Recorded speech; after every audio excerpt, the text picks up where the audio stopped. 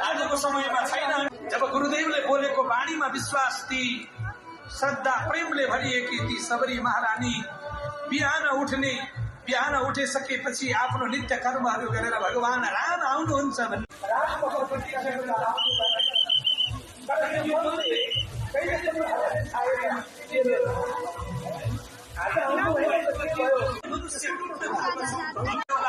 मेरो परमात्माले भन्नुभएको छैन।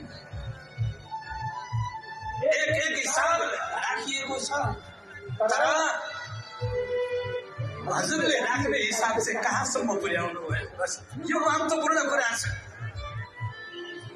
आजसम्म जुन शरीरले बसेर शरीरबाट पसिना बगाएर सङ्घर्ष गरेर कुनै भगवानको मन्दिर धाउन